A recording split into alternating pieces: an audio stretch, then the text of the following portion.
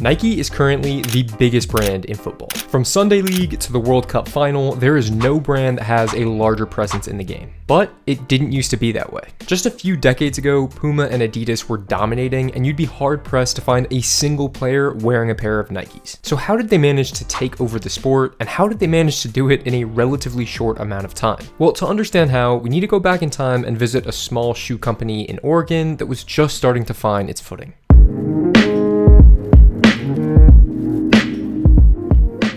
Now, Nike's story actually begins off the pitch. Back in 1964, track athlete Phil Knight and his coach Bill Bowerman founded Blue Ribbon Sports. And at the time, they weren't even making their own shoes, they were actually just a distributor for Onitsuka Tiger, which would later go on to become Asics. But Bowerman had an issue with the new track that was installed at the University of Oregon. Runners were struggling because their spikes were digging in too deep, while their flat sneakers were causing them to slip. They needed a shoe with a level of traction that was somewhere in between the two. And Bowerman was an innovator. So in 1969, he took his wife's waffle iron that they got as a gift and decided to pour polyurethane in it to try and make a new sole. And what happened was, the waffle iron was immediately destroyed. But that didn't stop him from trying similar experiments with various materials until he developed a new sole. Eventually, he created a prototype that is now known as the Moon Shoe. The new sole had a simple waffle design, and it would change running shoes forever and give Nike their first real taste of innovation. Only 12 Moon shoes were created by hand, and to date, they are one of the rarest sneakers of all time. In fact, a pair was recently auctioned for more than $400,000. At this point, Bowerman and Knight were far from creating a global sports empire. They were just a small running brand that was trying to grow into the local track and field market. But it didn't take long before they started to make waves. In 1970, Bowerman was focused on developing his first ever running shoe that would be sold to the masses. His first model was fairly simple and definitely took a lot of inspiration from the existing brand Onitsuka. And after several disputes with the Japanese company, Knight and Bowerman decided to pull back and separate to form their own company called Nike. Now, once Knight and Bowerman were happy with the design for their new running shoe, the only thing that was left was getting a name. And Bowerman initially planned to call the shoes the Nike Aztecs to celebrate the Olympics that were held in Mexico City. The problem was German giant Adidas already had a shoe with a similar name, and they threatened legal action. So what did Knight and Bowerman proceed to do? Well, they did a little bit of research to find out who defeated the Aztecs hundreds of years ago. And that led them to Spanish conquistador Hernan Cortez, and thus, the Nike Cortez was born, along with a rivalry with Adidas that still exists to this day. Now, these new shoes were quickly adopted by US Olympic athletes, and popularity with the general public followed shortly after. The Cortez was a huge success for Nike and is largely responsible for helping put them on the map. But Bowerman and Knight were thinking far beyond running. They wanted to get into other sports, and there was no bigger sport to get into than football. But their attempt to branch out into football boots would bring Nike one of their first major failures.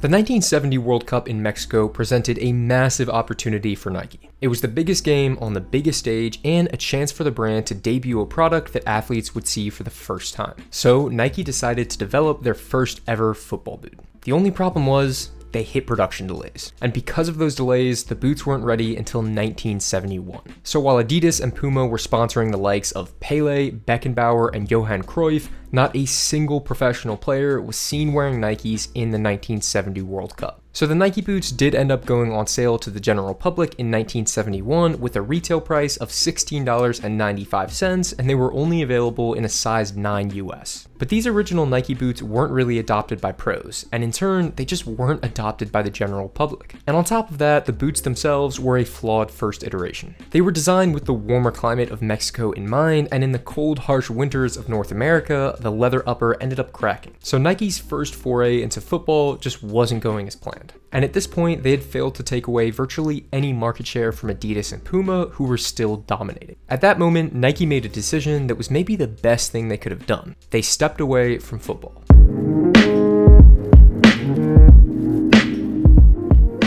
In the 1970s, running was exploding in the United States. Jogging had become a cultural movement, and Nike was capitalizing. Their Cortez model continued to grow in popularity, and running continued to give Nike a strong foothold in American sports. And after struggling to break into football, Nike turned their sights towards basketball. Now, at this time period between the mid-70s and early 80s, Converse was actually the biggest brand in basketball shoes. Nike knew that this was going to be a difficult market to break into, so they decided to focus all of their efforts into one area: athlete sponsorships. Throughout the mid-70s, Nike continued to build their reputation by partnering with Olympic athletes across several different sports. But later in 1984, Nike took their biggest gamble yet, sponsoring the 3rd overall pick in the NBA draft. He was an unproven rookie, and his name was Michael Jordan. Now, if you could pick one moment that single-handedly changed the trajectory of Nike, it would be this. Alongside Jordan's debut, Nike launched the Air Jordan 1s, which raked in over $100 million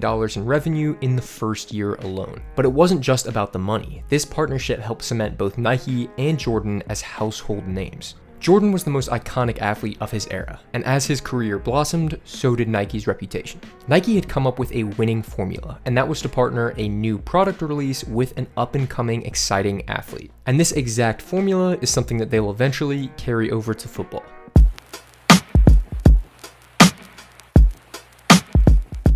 After the slight misfire of the Nike boot in 1971, it was only a matter of time before the brand tried to break back into football. Things started to pick up slowly in the early 70s when Nike made their first club partnership with the Portland Timbers. The Timbers are based in Oregon, just like Nike, so naturally the partnership made sense. And for the first time ever, there was a football club wearing kits with the Nike logo. But Nike quickly realized that if they really wanted to break into football, they would have to make investments overseas. And that led them to make a surprise partnership with Aston Villa in 1982. And in a complete stroke of luck for Nike, Villa were unbelievable that year. They went on to win their first ever European Cup final where they defeated Bayern Munich 1-0. And guess who provided the Villa players with new boots for the final match?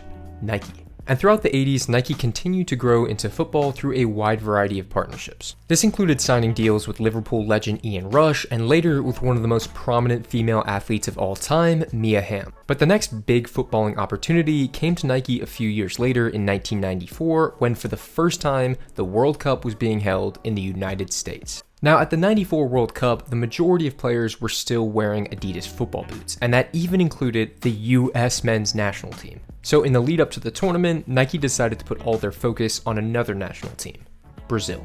And Nike decided to create a new boot to debut at this tournament called the Tiempo Premier. The Tiempo was a soft kangaroo leather boot that was meant to compete with the likes of the Adidas Copa Mundial and the Puma King. And in the '94 World Cup, Brazil was a complete powerhouse, and they went on to defeat Italy to become world champions. And in the final match, 8 of Brazil's 11 players were seen wearing the brand new Tiempo Premiers. The Tiempos became a smash hit with both pros and fans alike, and that was in no small part due to Brazil's status as the best team in the world. And 2 years later, Nike inked a 10-year, $200 million contract with the Brazilian Federation to become the team's official supplier of footwear. And this all set the stage for the biggest breakthrough that would come next in 1998.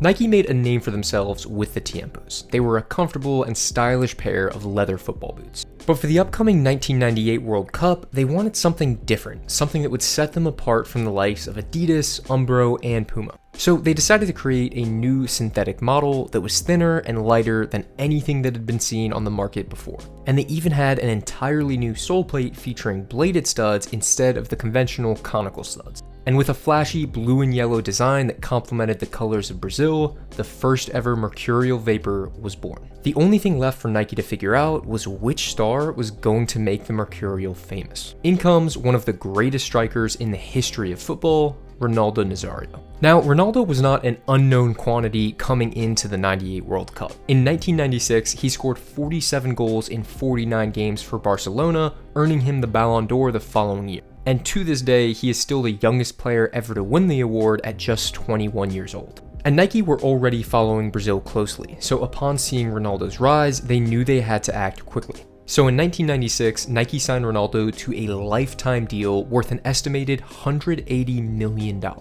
And Nike knew that Ronaldo was the perfect player to debut the Mercurials. He embodied everything that the boots were about: speed, precision, and aggression. And when the '98 World Cup rolled around, most of the Brazilian team could be seen wearing the classic black leather Tiempos, and that made Ronaldo stand out even more with his shining silver Mercurial Vapors. After their launch in '98, the Mercurials went on to become the best-selling Nike football boot of all time. And the Vapor product line is still going strong today, almost 30 years later. This was the moment that really started to tip the scales for Nike, but it was just the start of them taking over football.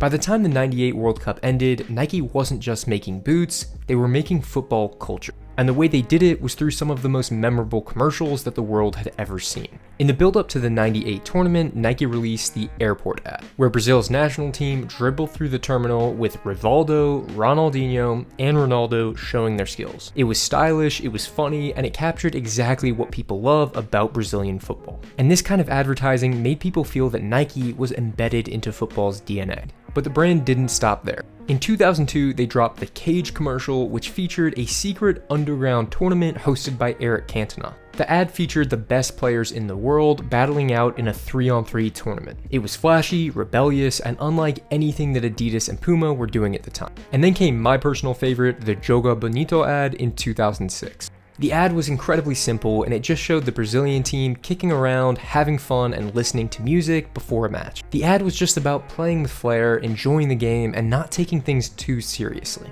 In the years following 2006, Nike continued their strategy of signing superstar after superstar. Ronaldinho, Thierry Henry, Wayne Rooney, Cristiano Ronaldo, Neymar, Kylian Mbappe. And the list goes on and on and on.